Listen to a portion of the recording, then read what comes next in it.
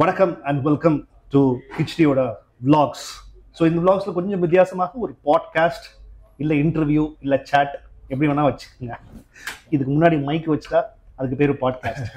In fact பக்கத்து ஆப்போசிட்டில் வச்சுட்டா அதுக்கு பேர் ஒரு செலிபிரிட்டி பாட்காஸ்ட், எப்படி வேணால் வச்சுக்கலாம். பட் எனக்கு ஒரு ஜாலியான ஒரு சேட், ஒரு ஃப்ரெண்டோட ஒரு சேட், அது ஒரு ஸ்டாண்டப் காமெடியனோட ஒரு சேட் அப்படின்னு தான் நான் நினைக்கிறேன். ஸோ இது எங்கே எடின்பராவில் இப்போது இங்கே டங்கல் அப்படின்ற ஒரு ரெஸ்டாரண்ட்ல உட்காந்து தான் நம்ம எல்லாருக்கும் தெரிஞ்ச ஃபேவரட்டான மனோஜ் பிரபாகர் ஸ்டாண்டப் காமெடியனோட இப்போ நம்ம பேச போகிறோம்.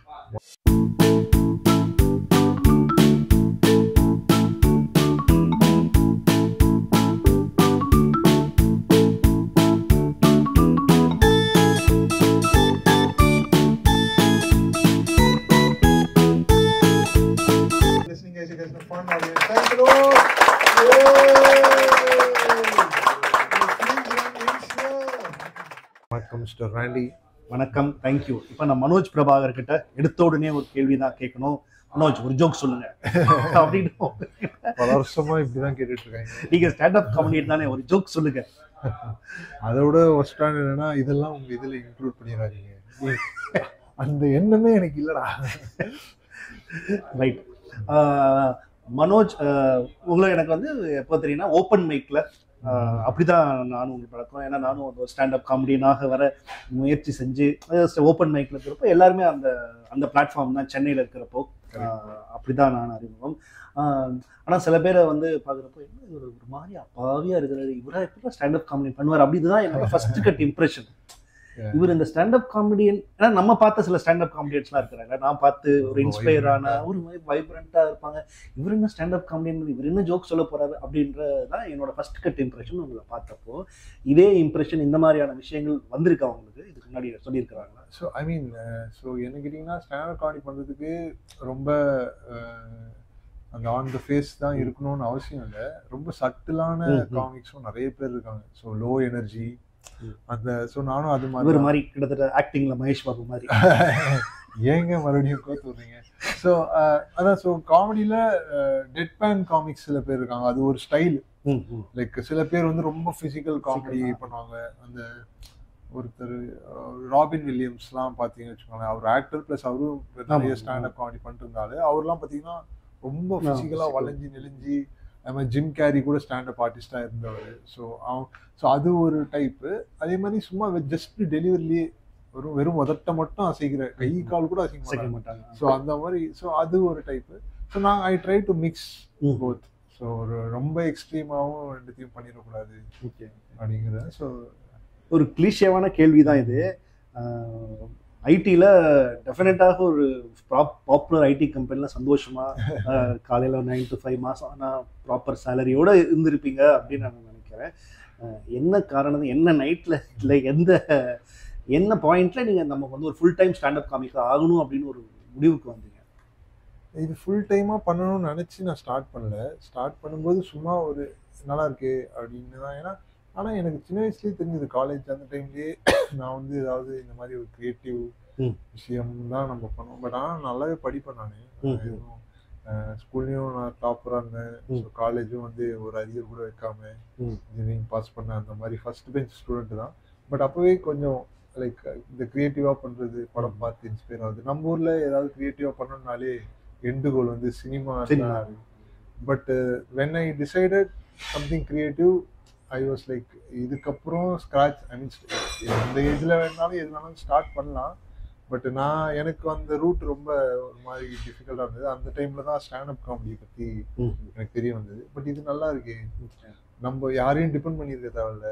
ஸோ இப்போ நீங்கள் ஒரு படம் எடுக்கிறீங்க அப்படின்னா, எனக்கு பீப்புள் மேனேஜ்மெண்ட் ஸ்கில்லே கிடையாது. ஒருத்தனை நான் சொல்லி ஒரு வேலையை செய்ய வைக்கிற ஆளே கிடையாது நான். ஸோ நீங்கள் ஏதாவது சொன்னால் செய்வேனே தவிர அந்த லீடர்ஷிப் இல்லை, அது வளர்த்துக்க வேண்டிய ஒரு குவாலிட்டி தான். அது இல்லைன்னு எனக்கு புரிஞ்சுது. ஸோ நான் ஐடியிலலாம் ஒர்க் பண்ணும்போதே கூட யாராவது வேலை சொன்னால் செய்வேன். பட் எனக்கு ஒருத்தரை வந்து எக்ஸ்ட்ராக்ட் பண்ணுறது அது கஷ்டமாக இருந்துச்சு. மேபி என்னோட பர்சனாலிட்டி அப்படி இருக்கிறதுனால. பட் அப்புறம் ஸ்டாண்டப் டிஸ்கவர் பண்ணும்போது இது யாரோட டிபெண்டன்சி இல்லாமல் நம்மளே எழுதலாம், நம்மளே போகலாம். நம்மளோட ஃபால்க்கும் ரைஸ்க்கும் வி ஆர் த ஒன் ரெஸ்பான்சிபிள்ங்கிறது அது நல்லா இருந்துச்சு. ஸோ இந்த ஃபர்ஸ்ட் பெஞ்ச் ஸ்டூடெண்ட் நீங்கள், டாப்பர் நீங்கள், டெஃபினட்டாக வந்து ஓகே பாரியா இவன மாதிரி இருக்கணும்யா அப்படின்னு எல்லாரும் சொல்லிட்டு இருப்பாங்க. பாத்தியா அந்த பையனை பாத்தியா, பக்கத்து வீட்டு மனோஜை பாத்தியா எப்படி கிளாஸ்ல வந்து ஐடியில் வேலைக்கு சேர்ந்துட்டான் அப்படின்னு சொல்ற ஒரு இடத்துல இருந்து யாரா நீ இப்படி கிறுக்குத்தனமா பண்ணிட்டு வந்திருக்க அப்படின்ற ஒரு இடத்துக்கும் இப்போ மூவ் ஆன் ஆயிட்டீங்க. ஸோ இந்த ஃபேஸ் எப்படி ஹேண்டில் பண்ணீங்க? அந்த டிரான்சிஷன் வந்து நான் ஆக்சுவலாக பிரவீன்குமார்னு ஒரு காமிக் ஒருத்தர் இருக்காரு. அவரு நான் ஆரம்பிக்கும் போதே அவர் ஃபுல் டைம் பண்ணிட்டு இருந்தார். 2014 அந்த டைம்ல சொல்றேன். ஸோ அப்போ வந்து அவர் பழக்கம் ஏற்பட்டப்போ அவரு ஒரு நல்ல அட்வைஸ் கொடுத்தாரு. என்னன்னா, இப்போ நீங்க பண்ணிட்டு இருக்க வேலையிலிருந்து ஒரு 70% இன்கம் காமெடியிலையும் வந்துச்சுன்னா you quit your main job and make this as your main job. அந்த 70% இதை ஃபுல் டைம் பண்ணும்போது அந்த 70க்கு வந்து 100 ஆகும், 150 ஆகும். ஸோ அந்த அட்வைஸ் நல்லா இருந்தது. பட் எனக்குமே வந்து சரி ஒரு வருஷம் புட் பண்ணிட்டு ஃபுல் டைம் பண்ணி பார்ப்போம். ஏன்னா இந்தியாவில் ஐடி வேலை கிடைச்சிரும்ன்ற ஒரு நம்பிக்கை தான். திரும்ப ஒரு வருஷம் கேப் எப்படியாவது காமிச்சிடலாம், ஒரு பிரேக் மாதிரி காமிச்சிட்டு ஒர்க் அவுட் ஆகலாம் திருப்பி போயிடலான்ற ஒரு இன்டென்ஷன்ல தான் 2018 ஜனவரியில அந்த நியூ இயர் அப்போ பேப்பரை போட்டுட்டு வீட்டு சைடு சொந்தக்காரங்க 10 மாசம் சுமந்து பெத்து ஓடி ஐடில வேலைக்கு இன்ஜினியரிங் காலேஜ் படிக்க வச்சு இந்த எமோஷன் சென்டிமெண்ட்ஸ்லாம் வரலையா? கண்டிப்பா ஆஃப்கோர்ஸ் இந்தியன் பேரண்ட்ஸ் உங்களுக்கே தெரியும். நம்ம வந்து நிறைய பேரண்ட்ஸ் வந்து ரொம்ப மிடில் கிளாஸ். நம்மளுடைய பெரிய சொத்தே வந்து படிப்பு தான். இப்போ படிப்பை மட்டும் நம்மகிட்ட இருந்து எடுத்துட மாட்டாங்க. சிதம்பரம்ங்கிற அட்வைஸ் தான் நமக்கு ஜென்ரலாக வரும். அதுதான் இருந்துச்சு. ஸோ பட் மை பேரண்ட்ஸ் அதுக்கப்புறம் நான் குவிட் பண்ணதே அவங்களுக்கு தெரியாது. ஃபர்ஸ்ட்லாம் நான் அந்த 3 மாதம் நோட்டீஸ் பீரியட் இருந்தப்போ உங்களுக்கே தெரியும் பெருசாக வேலைக்கு பெரிய ப்ரெஷர் இருக்காது. சும்மா கடமைக்குன்னு ஆஃபீஸ் போனால் போதும். ஸோ அந்த மாதிரி ஜோனில் தான் இருந்தேன். பட் அதுக்கப்புறம் சொல்லிட்டேன் லைக் இல்லை இதுதான் நான் ட்ரை பண்ணலாம், ஒரு வருஷம் இந்த ஒரு வருஷம் மட்டும் கொடுங்க அப்படின்னு. பட் அதுக்கப்புறம் ஒர்க் ஆயிடுச்சுங்கிறத தாண்டி ஒர்க் பண்ண வச்சேன்னு சொல்லலாம். ஓகே, இப்போ ஓகே இட்ஸ் நாட் சம்திங் சில பேர் க்ரோ பண்ணி வருவாங்க. அதாவது அந்த டேலண்ட்டை யார்கிட்ட இருந்தால் இன்ஸ்பயர் ஆகி அவங்கள பண்ணுவாங்க. இல்லை சில பேர் இதுக்குன்னு கிளாஸ் இருக்கா என்னன்னு தெரியல. சில பேர் கிளாஸ் இருக்கு. சில பேர் நேச்சுரலாக அவங்களோட ஜீன்ஸ்லேயே ஓகே அவங்க அப்பா யாராக இருந்திருப்பாங்க, அம்மா யாரும் வீட்டில் ஒரு ஜாலியாக பேசுகிற ஒரு ஆளாக இருந்திருப்பாங்க, இல்லை அப்பா ஒரு ஜாலியாக இந்த மாதிரி. ஸோ அந்த ஒரு இதுவும் வந்துடும். நீங்கள் எப்படி உங்கள் சைடில் எப்படி இது மக்கள் பிடிச்சா யார் வீட்டில் அந்த மாதிரிலாம்? அப்படிலாம் இல்லை. ஸோ எனக்கு காமெடியாக பண்ணணும் இல்லை பீயிங் ஃபன்னிங்கிறது ஒரு டிஃபென்ஸ் மெக்கானிசமாக தான் வளர்த்துருக்கேன். ஏன்னா இப்போ நீங்கள் ஒரு குரூப்லேயே ஒரு 4-5 பேர் இருக்காங்கன்னா அது எல்லாருமே ஒரே எனர்ஜியோடு இருக்க மாட்டாங்க. ஒருத்தன் லோவாக இருப்பான், ஒருத்தன். ஸோ எனக்கு எனக்கு என் வாய்ஸ் எப்போ எடுபட்டுதுன்னா ஏதாவது ஒரு பஞ்ச்லின்னு சொல்லும்போது, ஏதாவது ஒன்று ஃபன்னியாக சொன்னாதான் ஒரு 1/4 hour 20 நிமிஷத்துக்கு ஒரு வாட்டி நம்மளை திரும்பி பார்ப்பாங்க. இல்லைன்னா ஏதாச்சும் பேசிட்டு இருப்பாங்க. இது வந்து டிஃபென்ஸ் மெக்கானிசமா இல்லை பக்கத்தில் இருக்கிற தோழிகளை இம்ப்ரெஸ் பண்றது? இல்ல பசங்க கேங்லயே கூட சொல்றாங்க. ஸோ என் ஃப்ரெண்ட்ஸ் எல்லாமே என் கூட வளர்ந்தவங்க. இப்போ எங்க ஏரியாலாம் பாத்தீங்கன்னா அந்த எந்த ஏரியா? நான் முகப்பேர்ல வளர்ந்தேன். ஸோ உங்களுக்கே தெரியல, சென்னையில ஒரு அவுட்ஸ்கர்ட் ஏரியா வளருதுன்னா ஒரு ஸ்கூலை வச்சுதான் வளரும். முகப்பேர் அவுட்ஸ்கர்ட்ஸ்ல இப்போ முன்னாடி இருந்தது, இப்போ வந்து சென்னைக்கு மிக சென்னையே ஆயிடுச்சு. ஸோ நான் வேலம்மாள் ஸ்கூல்ல படித்தேன். ஸோ அந்த ஏரியா ஃபுல்லா அந்த ஸ்கூல்ல தான் படிப்பாங்க. ஸோ எனக்கு சீனியர்ஸ் ஜூனியர்ஸ் நாங்களாம் ஒன்றா தான் விளையாட்டுருப்போம். ஸோ ஸ்கூல்லையும் அவங்கள மீட் பண்ணுவோம். ஸ்கூலுக்கு வந்தும் அவங்க கூட விளையாடும் போதெல்லாம் வந்து ஏதாச்சும் மனித இயல்பே வந்து ஸ்பாட்லைட் நம்ம மேலே இருக்கணும், ஏதாவது அட்டென்ஷன் சீக்கிங்காக பண்ணிட்டே இருக்கணுங்கிறது தானே. ஸோ அந்த இதெல்லாம் நம்ம கேங்கில் ஏதாவது என்ன பண்ணால் நமக்கு என்ன எடுபடுது, நம்ம என்ன சொன்னால் கவனிக்கிறாங்க, ஏதாவது பஞ்ச சாதாரணமாக வளவலன்னு பேசாமல் டக்கு டக்குன்னு ஏதாவது சொன்னால். ஸோ அப்படி தான் வந்து எனக்கு அந்த ஸ்கில் வளர்ந்துச்சுன்னு நினைக்கிறேன். ஸோ அப்படி வளர்ந்து. பட் எங்கள் அப்பா ரொம்ப ஒரு ஃபன்னியான ஆள் தான். ஏன்னா சின்ன வயசுலேருந்தே எங்கள் அப்பா வந்து நிறைய விஷயங்கள் காமெடி ஒரு லவர் எங்கள் அப்பா. ஸோ அவர் வந்து சின்ன வயசில் இப்போ ஆதித்யாலாம் வரதுக்கு முன்னாடியே சன் டிவிலாம் பார்த்தீங்கன்னா எவ்ரி சண்டே கொண்டாட்டம், மீண்டும் மீண்டும் சிரிப்பு, மீண்டும் மீண்டும் சிரிப்பு, இந்த மாதிரி வெரி ஃபியூ ஃபன்னி அந்த ஜோனில் சில விஷயம் சீரியல் படம்லாம் போடுவாங்க. அதை தாண்டி ஒரு மீண்டும் மீண்டும் சிரிப்பு. ஸோ அதுக்கு முன்னாடி பாத்தீங்கன்னா சன் டிவில கொண்டாட்டம்னு ஒரு எவ்ரி சண்டே 4 o'clock ஒரு பஞ்ச் ஆஃப் ஒரு கிளிப்ஸ் மாதிரி எல்லாம். இப்போ ஆதித்யால எப்படி ஃபுல் டைம் போடுறது, ஒரு 1/2 hour மட்டும் போட்டுட்டு இருப்பாங்க. அதெல்லாம் மிஸ் பண்ணாம பார்ப்போம். பார்ப்போம்னா வீட்டில் நம்ம பேரண்ட்ஸ் என்ன பார்க்குறாங்க அப்போதான் கூட உட்காந்து பார்ப்போம். ஸோ அந்த அந்த இதில் ஒன்று என்ன ஒரு இன்ட்ரெஸ்டிங்கான விஷயம்னா, அந்த கொண்டாட்டம் எபிசோடில் ஒரு ஹோஸ்ட் இருப்பாங்க. அவங்க வந்து அடுத்த காமெடி சீன் இப்போ எப்படி நம்ம வடிவேல் டைலாக்லாம் ரெஃபரன்ஸாக வச்சு இப்போ ஒரு அது ஒரு நடமாடும் மீம் மாதிரி ஆயிடுச்சுல ஒரு சினிமா டைலாக் சொல்றதுங்கிறது. அப்போ அந்த ஹோஸ்ட் வந்து அந்த ஷோட ஹோஸ்ட் ஒரு லைவ் சிச்சுவேஷன் எக்ஸ்பிளைன் பண்ணிட்டு இந்த மாதிரி தான் இந்த சீன்ல ஒருத்தர் என்ன பண்றாருன்னு பார்த்துட்டு எங்க அப்பா என்ன சீன் கரெக்டா ஜட்ஜ் பண்ணுவாங்க. இதுக்கு இந்த வடிவேல் சீன் தான் வரும். ஸோ எங்க அப்பாவோட ஹியூமர் ஒரு நாலேஜ் இருந்தது அவருக்கு எப்படி. ஸோ அவரும் கொஞ்சம் ஃபன்னியான ஆளு தான். ஸோ மேபி அதுல தான் கூட எனக்கு அது வந்து என் ஃப்ரெண்ட்ஸ் கிட்ட இம்ப்ளிமெண்ட் பண்றதுக்கு ஹெல்ப்பா இருந்துச்சு. பட் அப்படியே ஐ கேரிடா. ஓகே நீங்க வந்தப்போ ஓகே 2014-15 நம்ம ஓப்பன் மைக் பண்ணப்பெல்லாம் ஏவம் தான் அந்த ஒரு பிளாட்ஃபார்ம். கார்த்திக் குமாரன் அவங்க டீம் இருந்தாங்க. அதுல தான் அரவிந்த் ஓப்பன் மைக்ல நான் பார்த்துருக்கேன். அலெக்ஸ் பார்த்துருக்கேன். அலெக்ஸ் கூட சேர்ந்து பண்ணியிருக்கோம். ஸோ அப்போ இங்கிலீஷ் அப்படின்னு பார்த்தா எனக்கு தெரிஞ்சு நான் அப்போ பார்த்ததால ரசல் பீட்டர்ஸ். அப்போ தான் நம்ம அந்த யூடியூப்ல தேடி பார்க்குறப்ப யார் ஸ்டாண்டப் கம்பெனி ரசல் பீட்டர்ஸ், இன்னும் 2-3 பேர் இருப்பாங்க, பேர் சரியான ஞாபகம். ஸோ இவங்க தான் நீங்களும் பார்த்து இன்ஸ்பயர் ஆனாட்டா இல்லை வேற யாரும் இருக்காங்க? ஹிந்தியில் 2-3 பேர் நான் ஃபாலோ பண்ணுவேன் நான். ஸோ நான் ஸ்டார்டிங்கில் பார்த்தீங்கன்னா எனக்குமே நான் காலேஜ் படிக்கிற டைமில் என் ஃப்ரெண்டு தான் ரசல் பீட்டர்ஸோட வீடியோஸ்லாம்.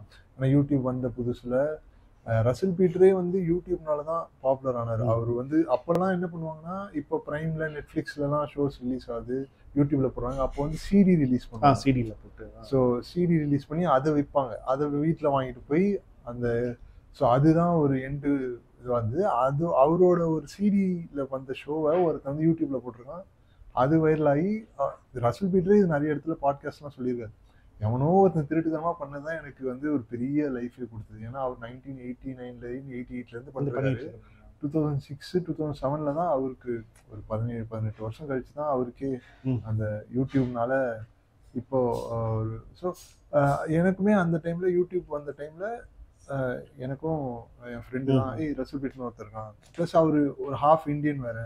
ஸோ அதனால இன்னும் கொஞ்சம் நிறைய இந்தியன் விஷயங்கள்லாம் பேசுவார். ஸோ நமக்கு ஸ்டார்டிங்கில் வந்து எல்லாமே ஃபன்னியாக தெரியும்.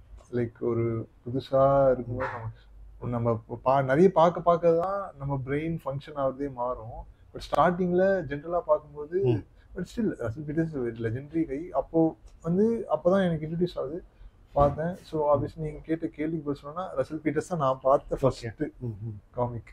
ஓகே இப்போ நம்ம ஊரில் ஏன்னா நான் பொதுவாக ஒரு ஃபீல் பண்ணேன்னா இங்கிலீஷில் ஸ்டாண்டப் காமெடி பண்ணுறப்போ அது கொஞ்சம் ஈஸியாக இருக்கும். தமிழில் பண்ணுறது ரொம்ப ரொம்ப கஷ்டம். நான் எங்கன்னா தமிழில் யார் ஸ்டாண்டப் காமெடினே தெரியாமல் பண்ணிட்டு இருக்கிறது யாருன்னா நம்ம லியோனி, சாலமன் பாப்பையெல்லாம் ஸ்டாண்டப் காமெடி பண்ணாமல் அவங்க வந்து பட்டிமன்றத்தில் அவங்க பண்ணது ஃபுல்லாகவே ஸ்டாண்டப் காமெடி தான். ராஜா பண்ணுறது அந்த மாதிரியான கான்டெக்ட்ல தமிழில் யாருமே பண்ணலை. லியோனி, சாலமன் பாப்பையா, இவர் அதுக்கப்புறம் இப்போ ஒருத்தர் ஹஸ்பண்ட் ஒய்ஃப் ஜோக்ஸ் வச்சே ஒருத்தர் பண்ணுவார். அவர் இந்த ஒரு படத்தில் கூட துணிவு படத்தில் கூட நடிச்சிருப்பாரு. அவரு கூட நான் பட்டிமன்றம்லாம் பேசி ஓகே அவங்க பண்றது எல்லாமே தமிழ்ல ஸ்டாண்டப் காமெடி. ஆனா நீங்க தமிழ்ல கொண்டு போய் ஒரு நீங்க இங்கிலீஷ்ல இருக்கிற ஜோக் அப்படியே தமிழ்ல டிரான்ஸ்லேட் பண்ணி பண்ணா ஒர்க் அவுட் ஆகாது. இது அது ரொம்ப ஒரு ஏன்னா அந்த லாங்குவேஜுக்கு இருக்கிற நுவான்சஸ் வச்சுக்கோங்க அப்படின்னு நான் நினைக்கிறேன். நீங்க எப்படி அந்த Tamil, English, Tanglish standup comedy அதை எப்படி ஹேண்டில் பண்றீங்க? So most of the standup comedy நீங்க பண்றது இங்கிலீஷ்ல, அங்கங்க ஆடியன்ஸ்க்கு ஏற்ற மாதிரி சில விஷயங்களை தமிழ்ல சேர்த்துப்பீங்க. ஸோ எனக்கு அதுதான் கோல், குளோபலா போகணும், லைக் இன்டர்நேஷ்னலா. ஸோ நான் என்ன சொல்லுவேன்னா, ஆர்டிஸ்ட் வந்து லாங்குவேஜ் முடிவு பண்ணுறத விட நீங்கள் என்ன பர்ஃபார்ம் பண்ணுறீங்களோ அந்த கண்டென்ட் தான் லாங்குவேஜ் முடிவு பண்ணுவோம். இப்போ நான் தமிழ் சினிமா பற்றி பேசுகிறேன்னா உங்கள் target audience Tamil audience, Tamil பேசுகிறவங்க, தமிழ் சினிமா பார்த்தவங்க. அது வந்து ஸோ அது இங்கிலீஷ்லேயே பண்ணாலும் வெறும் தமிழ் ஆடியன்ஸ்க்கு மட்டும்தான் புரியும். ஸோ அதுக்கு நான் தமிழ்லேயே பண்ணிட்டு போயிடலாம். ஸோ இப்போ இது ஆன் த அதர் ஹேண்ட் இன்னொரு ஒரு ப்ரிமைஸில் நான் பண்ணுறேன், என்னோட லைஃப் எக்ஸ்பீரியன்ஸ் இல்லை என்னோட பேரண்ட்ஸ் பற்றி ஒன்று சொல்கிறேன் அப்படின்னா அதை நான் தமிழில் பண்ணணும்னு அவசியம் இல்லை. எல்லாருக்கும் எல்லா பேரண்ட்ஸ்க்கும் அதே மாதிரி ரிலேட் ஆகும். ஸோ பேசிக்காக தமிழ் ஷோன்னு நான் சொல்ல மாட்டேன். தமிழர்களுக்கான ஒரு கண்டென்ட், நான் தமிழர்களுக்கான பண்ணுற கண்டென்ட் தமிழில் சொல்லிடலாம். நான் தமிழ் பண்ணுறவங்களுக்கு அது தமிழர்களுக்கும் புரியும், இங்கிலீஷ் தெரிஞ்ச எல்லாருக்குமே புரியும். ஜோக்கு லேண்ட் ஆகலை அப்படின்னா அந்த ஒரு பஞ்ச் சரியாக ஒர்க் அவுட் ஆகலைன்னா அதுக்கு அந்த மாதிரி எக்ஸ்பீரியன்ஸ் நடந்திருக்கா? அதான் கண்டிப்பாக நடக்கும். ஸோ அதனால தான் நம்ம ஓப்பன் மைக்கில் போய் ஒரு ஐடியா வந்துச்சுன்னா நம்ம எக்ஸ்பீரியன்ஸ்க்கு தோணும் இது ஓகே இதெல்லாம் இதுல ஒரு ஃபன்னியான ஒரு விஷயம் ஒன்று இருக்கு, அதை நம்ம எடுத்துட்டு போய். ஆனா சில சமயம் நமக்கு ஃபன்னியா இருக்கிறது அவங்களுக்கு ஃபன்னியா. இப்ப நானே வந்து வீட்டுல இப்ப என்னோட பொண்ணுகிட்ட நான் ஏதாவது ஒரு ஸ்டாண்டப் யோசிச்சு டக்குன்னு சொன்னா இது எப்படி இருக்குன்னு கேட்பேன். நாட் ஃபனி அப்படின்னு போயிடுவாங்க. இல்ல எனக்கு சிரிப்பு வந்துச்சு, நான் சொல்றப்ப யோசிச்சப்ப எனக்கு சிரிப்பு வந்துச்சு அப்படின்னு நான் கேட்பேன். ஸோ இது மாதிரியான இதுதான் உங்களுக்கும் இதே மாதிரி எக்ஸ்பீரியன்ஸ் நடந்திருக்கா? நீங்களும் யோசிச்சு பார்த்துருக்கீங்களா இந்த மாதிரி? கண்டிப்பா இது வந்து எல்லா ஸ்டாண்டப் காமிக்கோட லைஃப்லயும் நடக்கிறது தான். ஸோ நம்ம லைஃப் வாழ்வோம், ஏதாவது நடக்கும், ஏதாவது பார்ப்போம், அப்சர்வ் பண்ணுவோம், அதுல என்ன ஸ்கோப் இருக்கு, ஏன்னா நமக்கு எக்ஸ்பீரியன்ஸ் ஆக தெரியும். இது நமக்கு மைண்ட்லயே சம்டைம்ஸ் தெரியும் இது ஒர்க் ஆகுமா ஒர்க் ஆகாதா. பட் ரொம்ப கன்வின்ஸ் ஆனாதான் நம்மளே எடுத்து போய் பண்ணுவோம். பட் அதையும் தாண்டி ஒர்க் ஆகாம போறதுக்கு பிடிக்கல, நல்லா இல்லை. பட் ஸ்டில் நான் என்ன சொல்லுவேன்னா, உங்களுக்கு ஒரு தாட் ஃபன்னியா இருந்துச்சு உங்க மண்டையில இருந்துச்சுன்னா, அந்த தாட்டு ஃபன்னியே இல்லைன்னு இல்லை, அதை நீங்க கன்வே பண்ணலன்னு தான் அர்த்தம். ஸோ நீங்க உங்க மைண்ட்ல எப்படி கன்வின்ஸ் ஆச்சோ அதே மாதிரி அவங்களையும் கன்வின்ஸ் பண்ணிட்டீங்கன்னா அது சிரிப்பாங்க. சரி, ஓகே.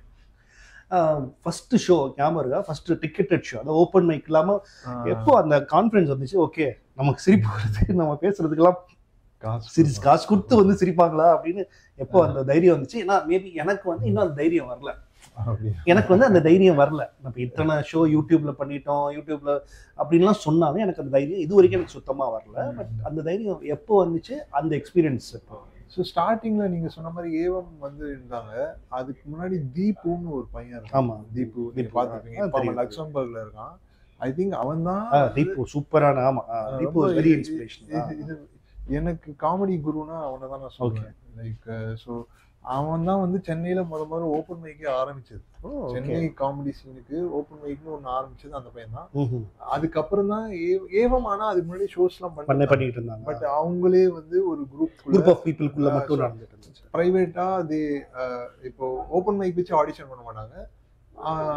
ஒரு ரெஃபரன்ஸ் மூலமா தெரிஞ்சவங்க எனக்கு தெரியும் இவன் ஆடிஷன் பண்ணிப்பாருன்னு சொல்லிட்டு அப்படி வச்சுக்கிட்டு. பட் அவங்க அப்படியே டிக்கெட் ஷோஸ்லாம் பண்ணாங்க. ஸோ அதுக்கப்புறம் தான் 2014 தான் தீபு வந்து முதல்ல சென்னையில் ஓப்பன் மைக்னு ஒன்று ஸ்டார்ட் பண்ணோம். அதை பார்த்துட்டு தான் ஏவமும் ஓப்பன் மைக் ஸ்டார்ட் பண்ணாங்க. ஸோ ஸ்டார்டிங் ஒரு 6 months 1 year அட்லீஸ்ட் நீங்கள் ஓப்பன் மைக் தான் பண்ணிருப்பீங்க. உங்களுக்கு பெய்டு ஸ்பாட்டு இல்லை டிக்கெட் ஷோவில் ஸ்பாட் கிடைக்கிறதுக்கே கொஞ்சம் டைம் ஆகும். பட் நீங்கள் கன்சிஸ்டண்டாக ஓப்பன் மைக்கில் பண்ண உங்களுக்கு டிக்கெட் ஷோஸ் கிடைக்கும். ஃபர்ஸ்ட் டிக்கெட் ஷோ வளர்ந்து வரும் காமெடியனுக்கு ஃபர்ஸ்ட் ஷோ ஞாபகம் இல்லாம இல்ல, வளர்ந்து பெரிய காமெடியனுக்கு இப்போ ஃபர்ஸ்ட் ஷோ ஞாபகம் இல்லை. மக்களே பார்த்து டிசம்பர் 2014 ஜான் 2015 அந்த டைம்ல தான் நினைக்கிறேன். பட் ஆனா எனக்கு ஃபர்ஸ்ட் காசு வந்த ஷோ ஞாபகம் இருக்கு. ஏவம் கூட கார்ப்பரேட் அந்த மாதிரி. கார்ப்பரேட் இல்ல, ஒரு பப்ளிக் நீங்க ஒரு ஸ்லாட் ஒன்னு பண்ணிருப்பீங்க.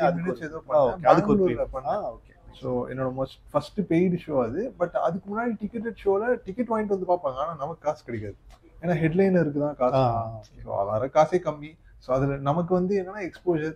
ஓகே ஒரு டிக்கெட் ஷோல நம்மளும் பண்ணிருக்கோம். ஸோ அந்த ஒரு அதுதான் நம்மளுடைய கெயின். பட் அதுதான். ஸோ எனக்கு இது ஞாபகம் இருக்கு. ஸோ ஆகஸ்ட் 2015 பெங்களூர்ல வேப்பர்னு ஒரு கிளப் இருக்கு. ஸோ அங்கதான் வந்து நான் முதல்ல ஒரு லைன் அப் ஷோ பண்ணேன். அதுல ஒருத்தர் வந்து 40 minutes பண்ணார், இன்னொருத்தர் 20 பண்ணார், நான் 10 பண்ணேன். அந்த 10 minutesக்கு எனக்கு 500 ரூபா. Okay, 5 pounds 4 pounds. அது ஒரு பிரேக் மொமெண்ட் இருக்கும்ல. அது எனக்கு தெரிஞ்சு எனக்கு தெரிஞ்சு அந்த உங்களோட மகேஷ் பாபு வீடியோ வந்து ஒரு வைரலானது வந்து உங்களுக்கு வந்து 2 ஸ்டேட்டுக்கு இடையில ஒரு பெரிய பிரச்சனையை உண்டாக்கி உங்களை மகேஷ் பாபு ஃபேன்ஸ் எல்லாம் கார்னர் பண்ணது ஒரு வைரல் மொமெண்ட். அதுதான் உங்களுக்கு அந்த அப்படி ஒரு ஹையான வைரல் மொமெண்ட்னு வச்சுக்கலாமா? அதுல இருந்து அது ஒன் ஆஃப் தான். லைக் அது வந்து ஒரு பார்ஷியல் தான். பட் அதுக்கு முன்னாடி நான் வந்து இந்த 2018 வேலை விட்டேன்னு சொன்னேன். 2018 நீங்க டைம் லைன் போய் பாத்தீங்கன்னா யூடியூப்லலாம் ஆகஸ்ட் 2018 நான் வீடியோஸ் போட ஆரம்பிச்சேன். அதுக்கு முன்னாடியும் வீடியோஸ் போட்டிருந்தேன். பட் அது பிக்கப் ஆகல.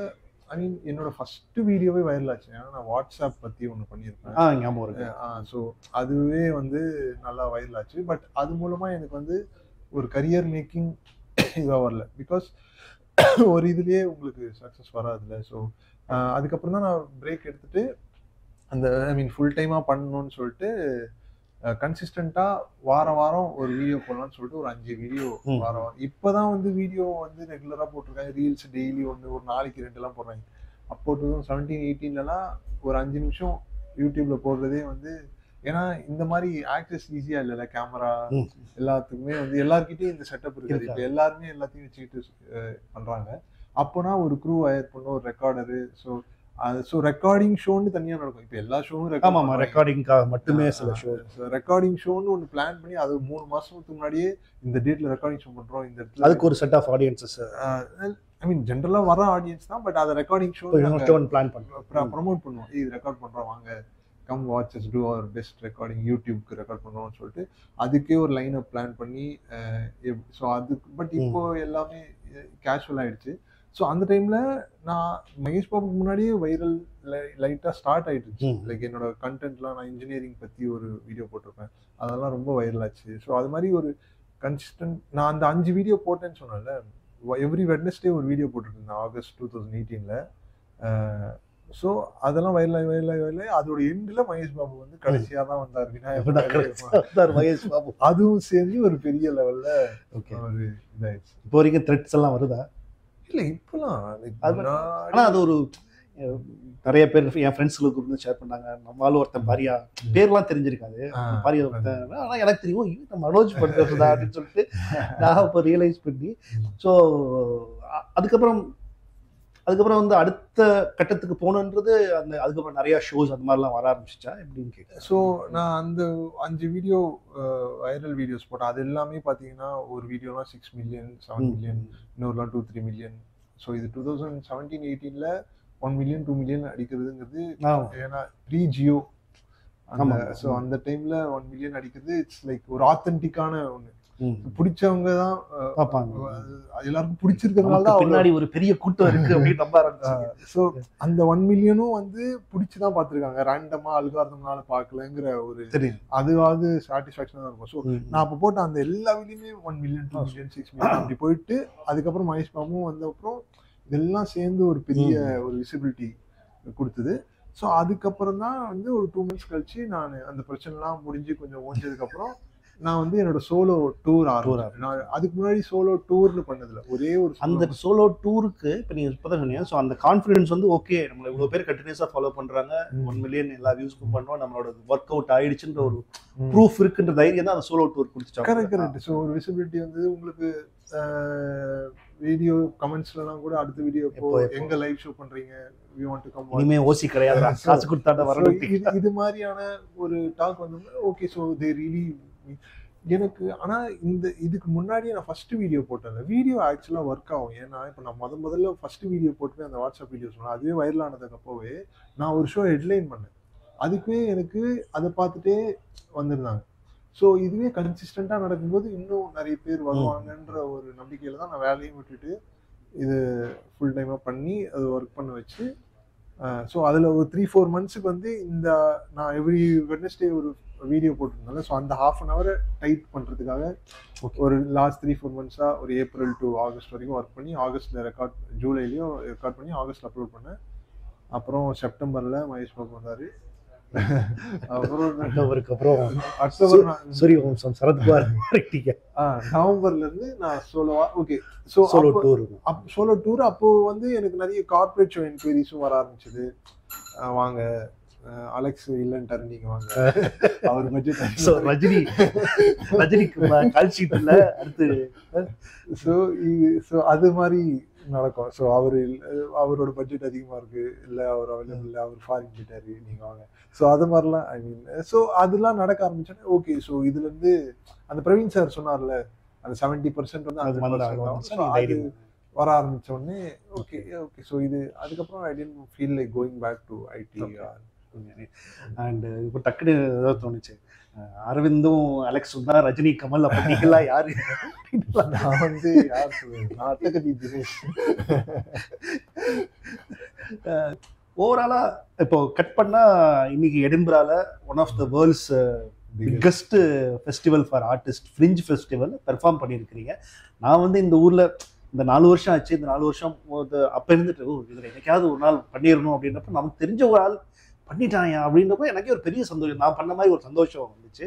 அதுவும் ஒரு தமிழ், அதாவது என்னன்னா இங்கிலீஷ் ஸ்டாண்டப் காமெடியன்ஸ் எல்லாம் பார்த்தீங்கன்னா நம்ம பார்த்து வியந்த ஆட்கள்லாம் அதில் பண்ணுறப்போ நம்மளால யாருமே பண்ண மாட்டேங்கிறானே அப்படின்ற மாதிரிலாம் யோசிச்சிருக்கேன். போன வருஷம் நிர்மல் பிள்ளை, அரவிந்த், அபிஷேக் பண்ணாங்க. ஒரே ஒரு அரவிந்த் இங்க வந்துட்டு போனா அப்படின்றது மட்டும் அரவிந்த் வந்து வருஷம் இந்த வருஷமும் வந்தாரு. மீட் பண்ண முடியல, பட் வந்து பார்த்து போனாரு. பட் அபிஷேக் நிர்மலுக்கு முன்னாடி தீபு பண்ணியிருக்கான். Okay. Deepu is the first French ஃபெஸ்டிவல்ல பெர்ஃபார்ம் பண்ணா சென்னை ஐ மீன். ஆனா அவன் அப்ப வந்து யூரோப் மூவ் ஆயிட்டான். சோ அவனுக்கு சில விஷயங்கள் ஈஸியா. சோ ஆனா சென்னையில இருந்து ஒரு ஆள் இங்க வந்து சென்னையில இருந்து வந்து பண்ணது ஐ திங்க் அபிஷேக் நிர்மல். அதுவும் அவங்க சோலோ பண்ணல, ரெண்டு பேரும் சேர்ந்து. ஸோ சென்னையில இருந்து சோலோவானா ஐ திங்க் அதுதான் எனக்கு ஒரு பெரிய மனோஜ் சூப்பர் யார் நம்மால் வர அப்படின்னு எனக்கு ஒரு பெரிய அப்பதான் சொன்னேன்.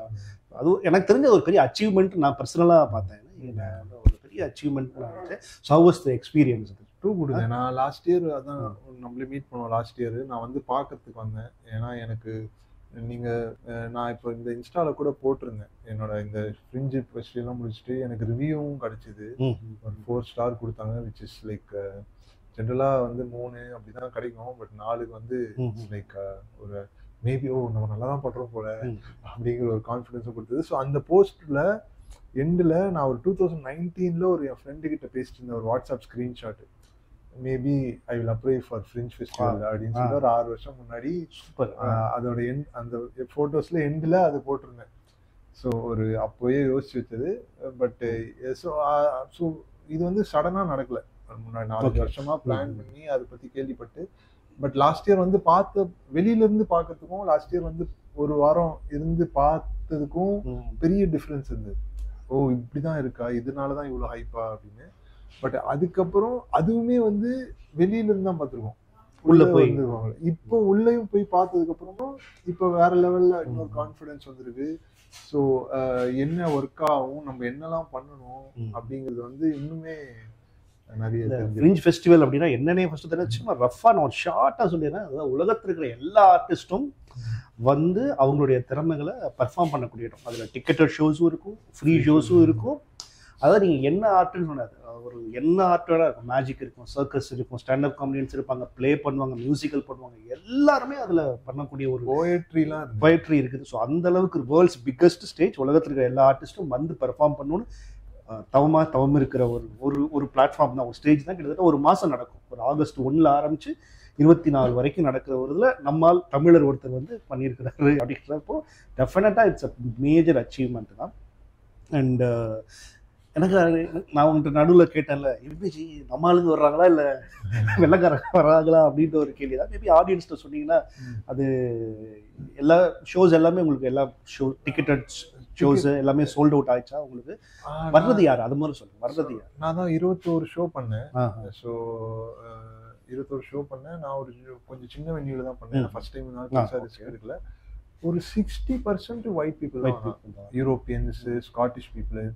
இங்க எடின்பரால ஸ்காட்டிஷ் பீப்புளுக்கு வந்து இந்த ஃப்ரிஞ்ச் நடத்துறதே ஒரு பெரிய ப்ரைட் அவங்களுக்கு. ஒரு பெரிய ப்ளஸ் நான் இங்க பார்த்த ஒரு நம்ம ஊர்ல ஊருக்காரனும் மாரியம்மன் கோயில் திருவிழா நடத்துறது அவங்க ஊர்ல எப்படி ஒரு பெருமையோ, நம்ம பண்டிகை நம்ம பண்ணாம யாரா பண்ணுவா அப்படின்ற மாதிரியான ஒரு விஷயம்லாம் கரெக்ட். இந்த காலேஜ் பசங்கலாம் எங்க காலேஜ் ஃபெஸ்ட் தான்டா கெத்து, இதுக்கு தான்டா கூட்டம் அதிகம் வந்து. ஸோ இதை வந்து அவங்க விட்டுறக்கூடாதுன்னு பாக்குறாங்க. ஐ திங்க் அந்த ஸ்டாண்டர்ட் கம்மி ஆகாது. ஏன்னா வேர்ல்டு லெவல்ல எல்லாருக்குமே அது செட் ஆயிடுச்சு. எடின்பரா ஃப்ரிஞ்சுங்கிறது ஒரு கம்யூனிட்டி, அது நிறைய சிட்டிஸ்ல நடக்குது. பட் எடின்பரா ஃப்ரிஞ்ச் நடக்கிறது ஒரு பெரிய டீலு. ஸோ இங்க வந்து நான் பார்த்த வரைக்கும் அந்த ஆர்டிஸ்ட் டேக் போட்டு நடந்து போனாலோ, ஆர்டிஸ்ட் பர்ஃபார்ம் பண்ணதுக்கு வந்திருக்கேன்னு சொன்னாலோ, ஐயா வர்றாரு வழிவிடு ஒரு ஒரு ஒரு மரியாதை கொடுக்குறாங்க. ஒரு பரவாயில்ல, அங்க இருந்து எங்க ஊருக்கு வந்திருக்கீங்க, ஒரு தேங்க்ஃபுல்லா இருக்காங்க. Which is so very hard warming to C. அதான். ஸோ எனக்கு ஆனா ஃப்ரிஞ்சில் வந்து நீங்க உங்க கண்ட்ரி ஆடியன்ஸ் இல்லை உங்க ஃபாலோவர்ஸ் மட்டுமே வச்சு கஷ்டம். அதாவது இருக்கலாம், அது ரொம்ப பெரிய ஆர்டிஸ்டா இருக்கணும், அந்த மாதிரி உங்களுக்கு இருக்கலாம். அகைன் உங்க ஃபாலோயிங் வச்சு உங்களால பண்ண முடியும்னா பண்ணலாம். பட் ஃப்ரிஞ்ச் எக்ஸ்பீரியன்ஸ்ங்கிறது அது கிடையாது. யாரும் தெரியாதவங்க வந்து அது சிரிக்கணும், கை தட்டணும். நான் இப்ப சென்னையில முகப்பேர்ல வாழ்ந்த வாழ்க்கையை எடுத்துட்டு வந்து ஃப்ரிஞ்சில் சுவிட்சர்லாண்டுக்காரன் உட்காந்துருந்தான். ஸோ ஒரு ஃபின்லாண்டுக்காரங்க வந்தாங்க, ஸ்காட்டிஷ் மக்கள் உட்காந்துருக்காங்க, British people, English people. So இந்த மாதிரி டைவர்ஸ் இருக்குல்ல, டைவர்ஸ். ஒரு ஆப்பிரிக்கன் நைஜீரியன்ஸ்லாம் வந்தாங்க ஷோக்கு, மலேசியன்ஸ். ஒரே ஷோவில் நான் சொல்கிறேன், இந்தியன்ஸ் இருந்தாங்க, ஸ்காட்டிஷ் பீப்புள் இருந்தாங்க, நைஜீரியன்ஸ் இருந்தாங்க, ஒரு மொரோக்கன் இருந்தார். நான் சின்ன ஷோனால ஓரளவுக்கு க்ரௌட் ஒர்க்கில் கேட்பேன் யார் யார் எந்தெந்த ஊருன்னு. ஸோ எனக்கு அதுவே வந்து ஓகே, என்னோட அப்சர்வேஷன் இவ்வளோ குளோபலா இருக்கான்றதே எனக்கு பரவாயில்ல, நம்மளும் ஆளு தான் போல அப்படிங்கிற ஒரு ஃபீல் கொடுத்தது. ஸோ அந்த ஃபீலுக்கு தான் இப்போ நான் இந்தியன்ஸ் மட்டுமே பண்ணேன்னா இந்தியாவிலே பண்ணலாம். I mean I am happy that Indians come and watch, I am thankful for that. But fringe experience is not for that. வந்து சொன்ன ஃபாரினர்ஸோட கமெண்ட்ஸ் ஏதாவது இன்ட்ரெஸ்டிங்கான? எனக்கு நிறைய பேர் உங்க ஊர்ல உங்க அப்பா அம்மா எப்படியா இருக்காங்க அப்படின்னு இந்தியாவில் எப்படி இருக்கா, நான் தமிழ் பத்திலாம் ஒரு ரெஃபரன்ஸ் வச்சுலாம் பண்ணேன். ஸோ எப்படி ஒரு ஒரு தமிழ் ஜோக்கே இருக்கும் ஷோல. ஸோ அது அதெல்லாம் அவங்க வந்து நல்லா அண்டர்ஸ்டாண்ட் பண்ணிக்கிட்டாங்க. லைக் அந்த கல்ச்சுரல் ரெஃபரன்சஸ் கொடுத்துட்டா இப்போ நம்ம வாழ்கிறோம், அதை டக்குன்னு சொல்லிடுவோம். அதுக்கு வந்து இப்படி சொல்லிட்டு அந்த பஞ்சுக்கு வரும்போது இதனால தான் இதுவான்னு அவங்க நல்லா அண்டர்ஸ்டாண்ட் பண்ணிக்கிறாங்க.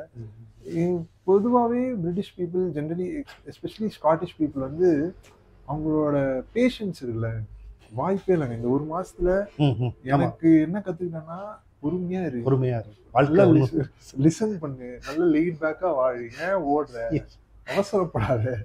ஏன்னா 4 வருஷம் நான் வந்து வாழ்க்கையில கத்துக்கிட்ட விஷயத்த மனோஜ் பிரபா 20 நாள்ல சொல்லிட்டாப்ல. ஸோ இல்ல, ஏன்னா இப்போ இந்தியாவில் ஷோ பண்ணும்போது நம்ம இந்தியன் ரெஃபரன்சஸ் நிறைய போடுவோம். பட் இவங்களுக்கு வந்து புரியலன்னா கூட உட்காந்து இப்படிதான் இருக்கா உங்க நாட்டுல, ஜட்ஜ் பண்ணாம கவனிக்கிறாங்க. சரி உன் கதையை சொல்லு, நான் கேட்குறேன். அதுக்காகவே வராங்க. They just want to see an Indian artist. Like இப்போ சில பேர்லாம் எப்படி வந்தீங்கன்னா, I just wanted to see what Indian comedy is like. ஒரு சான்ஸ் எடுத்து வருவாங்க. என்ன யாருன்னே தெரியாது அவங்களுக்கு, வீடியோஸ் ஃபாலோ பண்ண. ஏன்னா ஒரு 60 வயசு 70 வயசுக்காரங்களாம் வருவாங்க. அவங்களுக்குலாம் இன்ஸ்டாகிராம்லாம் இருக்குமானே தெரியல. I mean maybe they have it, but சொல்றேன் அதில் என்ன பார்த்துக்கிறதுக்கு வாய்ப்பே கிடையாது. But still they come because they see. ஏன்னா எடின்பாரால பொறுத்த வரைக்கும் என்னன்னா, ஒன்று அவங்க வெப்சைட்ல எல்லா ஷோஸும் லிஸ்ட் ஆகும். அந்த புக்லெட் ஒன்று தருவாங்க. அந்த ஒரு இவ்வளோ தண்டி புக்ல எல்லா ஷோஸோடையும் ஒரு 40 வேர்ட் டிஸ்கிரிப்ஷனோட இருக்கும். ஸோ அதுல அவங்க உட்காந்து பாக்குறாங்க. கிட்டத்தட்ட ஒரு எனக்கு தெரிஞ்சு ஒரு 1000 ஷோஸாவது நடக்கும் இந்த 20 மேல. ஏன்னா அவ்வளோ போஸ்டர்ஸ் நம்ம பார்ப்போம் அந்த ஊர்ல. Almost close to 3000 shows every day நடக்குது. 3000 to 3200 shows every day. So அந்த புக்ல அந்த எல்லா ஷோட இன்ஃபர்மேஷனும் இருக்கும். அதுல அவங்க உட்காந்து பார்க்க. அந்த புக்கும் வந்து சூப்பரா டிவைட் பண்ணிருப்பாங்க. பிளேஸ்க்குன்னு, மியூசிக், சர்க்கஸ், காமெடி, சில்ட்ரனுக்கு இது, ஃபேமிலி இது. ஸோ அதுல அவங்க காமெடி செக்ஷன் போய் ஒன்னா ஒரு ஆளை பார்த்தாங்க, மனோஜ்னு ஒருத்தர் தமிழ்நாட்டுல இருந்து வந்திருக்கிறாரு. ஸோ ஸோ அதுல வந்து நம்மளுடைய எந்த கண்ட்ரில இருந்து வரோம் அது எல்லா டீட்டெயில்ஸ் இருக்கும். அது சின்ன இவ்வளோண்டு ஒரு டிஸ்கிரிப்ஷன்ல நம்ம போட்டோ போட்டு ஷோ டிஸ்கிரிப்ஷனோட எல்லா டேட்ஸ்லாம் போட்டிருக்கோம். ஸோ அதை பார்த்துட்டு ஸோ நிறைய பேர் அப்படி தான் சொன்னாங்க, உங்கள் டிஸ்கிரிப்ஷன் பார்த்துட்டு வந்தோம், we wanted to watch something Indian today. So they take chance to watch. நிறைய ஆர்டிஸ்டும் பார்ப்பாங்க. கன்சிஸ்டண்டாக அவங்களுக்கும் எப்படி காரமே சாப்பிட்டுட்டு இருக்கு, கொஞ்சம் ஸ்வீட் சாப்பிட்ற மாதிரி வெள்ளைக்காரங்களாக பார்த்துட்டு கொஞ்சம் இந்தியன் பார்த்துறேன்டா, நாளைக்கு திருப்பி நான் வெள்ளைக்காரன் பார்த்துக்கிறேன். So they take a chance like. Okay, super. ரொம்ப இன்ட்ரெஸ்டிங்கான உங்கள் அனுபவத்தை வந்து ரொம்ப உணர்வுபூர்வமா ஸ்காட்லாண்ட் அவங்களை இன்ஃப்ளூயன்ஸ் பண்ணிருக்கு அப்படின்றது. லாஸ்ட் இயர் வந்து இந்த வருஷம் எஸ்பெஷலி சுத்திலாம் பார்த்ததுக்கு அப்புறம். ஸோ அடுத்த வருஷம் ஃப்ரிட்ஜுக்கு நீங்க டெஃபினட்டா இப்போ நீங்க வருவீங்கன்னு எதிர்பார்க்கலாம்ல? கண்டிப்பா. ஏன்னா இந்த வருஷம் வந்து நான் கெயின் பண்ண நாலேஜ்ங்கிறது எனக்கு இட்ஸ் சோ ஹியூஜ். ஏன்னா பாடுறா ஐயா சாமி அடுத்த வருஷம் பாடுறா அப்படின்ற மாதிரி சொல்றாரு மனோஜ். இல்ல, ஸோ ஏன்னா எனக்கு இவ்வளோ தகவல் எனக்கு போன வருஷம் இந்த வருஷம் வரதுக்கு முன்னாடி தெரிஞ்சா இந்த வருஷமே நான் பெட்டரா பண்ணிப்பேன். But that's what experience teachers you. So இப்போ இருக்க இதை வச்சு நெக்ஸ்ட் இயர் இன்னும் பெட்டரான வென்யூஸ்ல இன்னும் கொஞ்சம் பெருசா ஷோ வைஸாவுமே சொல்றேன், இன்னும் கொஞ்சம் அடுத்த வருஷம்லாம் நான் 2 ஷோ பண்ணலாம் அப்படிங்கிற ஒரு. ஏன்னா சில பேர்லாம் சில ஆர்டிஸ்ட்லாம் ஒரே நாள்ல 3 ஷோ பண்றாப்பா. 25 நாளைக்கு 24 நாளைக்கு மத்தியானம் 1, 6 மணிக்கு 1, 10 மணிக்கு 1, 3 வேற ஷோ பண்றாங்க. அவ்வளோ எஃபர்ட் போட்டு பண்றாங்க. ஸோ எனக்கு அதுதான் ஒன்னொன்று வந்து நம்ம எவ்வளோ சோம்பேறியா இருந்திருக்கோம், ஏன்னா இப்படி வேலை செய்வீங்க அப்படிங்கிற மாதிரி. இப்போ என்ன ஒரே ஒரு கேள்விதான், இப்போ இந்த எல்லா நாளுமே ஒரே ஸ்கிரிப்ட் தான் இருக்குமா, இல்லை கொஞ்சம் கொஞ்சம் மாத்திப்பீங்களா வர்ற ஆட்களுக்கு ஏற்ற மாதிரி? மோஸ்ட்லா ஸோ ஸ்டாண்டப் ஜென்ரலாக ஸ்கிரிப்டட் தான். ஸோ எப்படி படத்துக்கு ஒரு கூலின்னு படம் வச்சுட்டா அதுல எப்போ கூலி பார்த்தாலும் ஒரே மாதிரி தான் இருக்கும். ஸோ அதே மாதிரி நாங்கள் ஒரு ஷோக்கோ இல்லை ஒரு டூருக்கோ ஒரு பேர் வச்சிட்டோம்னா அந்த ஷோல அதுதான் இருக்கும், அதை சுற்றி தான் இருக்கும். ஸோ என்னோட ஷோ பேர் வந்து எக்ஸ்ட்ரா ஆர்டினரி. ஸோ ஷோவோட தீமே வந்து ஒரு லைக் நான் எவ்வளோதான் ட்ரை பண்ணாலும் நான் எக்ஸ்ட்ராடினரியா ட்ரை பண்ணாலும் என் லைஃப்பில் வந்து ஆர்டினரியாக தான் இருக்கும். அடி வாங்கிட்டே இருக்கேன். பட் அதையும் தாண்டி நான் இவ்வளோ தூரம் வந்திருக்கேங்கிற ஒரு சின்ன ஒரு இதோட முடியும். So that's the theme of the show. So இதுதான் டெய்லி சேம் ஷோ தான் இருக்கும். Like okay okay. கொஞ்சம் ட்வீக்கிங்ஸ் இருக்கும், சில இதுக்கு ஏற்ற மாதிரி சில சேஞ்சஸ் இருக்கும். யா பட் 95% சேம் ஷோ தான். Super. So thank you very much Manoj. இந்த நன்றி. எடின்பராவில் ஃப்ரெஞ்ச் ஃபெஸ்டிவலில் ஸோ நெக்ஸ்ட் இயர் மனோஜ் கொடுத்த இன்ஸ்பிரேஷனில் மேபி நானும் இந்த ஃப்ரெஞ்ச் ஃபெஸ்டிவலில் ஒரு சின்ன இடத்த வாங்கி மனோஜும் நானும் சேர்ந்து கூட பண்ணுறதுக்கு பிளான் பண்ணுவோம். ஸோ டெஃபினட்டாக இந்த வீடியோ பார்த்துட்டு இந்தியாவில் இருக்கிற நம்ம தமிழ் நண்பர்கள் ஸ்டாண்டப் காமெடியன்ஸ் எல்லாம் இருப்பாங்க. நிறைய பேரை மனோஜ் ஞாபகப்படுத்தினோன்னா தீப்பு ஆமாம் டக்குன்னு என் மைண்ட் வந்து அப்படியே சென்னைக்கு ஒரு ஓப்பன் மைக் டேஸ்க்கெல்லாம் போயிட்டு வேறு வந்துச்சு. Super. Thank you very much Manoj. So மனோஜோட ஆடியன்ஸ் சேனல் பார்த்துட்டு இருந்தீங்கன்னா மறக்காமல் நீங்கள் இங்கே பார்த்து சொல்லுங்கள். சப்ஸ்கிரைப் பண்ணிவிடுங்க அண்ட் பெல் ஐக்கனும் ப்ரெஸ் பண்ணிவிடுங்க. Please to subscribe to Khichdi. See you soon. And இந்த லொக்கேஷன் கர்ட்டசி வந்து டங்கல் அப்படின்னு எடின்பராவில் இருக்கிற ஒரு ரெஸ்டாரண்ட். ஸோ ஒரு நார்த் இந்தியன் ரெஸ்டாரண்ட். ஸோ வந்து என்ஜாய் பண்ணுங்கள். அண்டு எடின்பராவுக்கே இருக்கிற ஒரு கேமரா கவிஞன் யார் அப்படின்னா இந்த ஹோல் செட்டப் ரெடி பண்ண அரவிந்த். அவருக்கும் தேங்க்யூ வெரி மச். ஸோ இன்ஸ்டாகிராமில் எல்லாம் போடுறேன். ஸோ நானும் அரவிந்த் சேர்ந்து நிறையா லோக்கலில் குட்டி குட்டியான விஷயங்கள்லாம் எடுத்து பண்ணிகிட்ருக்கோம், கேமரா ஒர்க்ஸ்லாம். ஸோ உங்களுடைய கேமரா தேவைகளுக்கு எங்களை அணுகவும். வணக்கம்.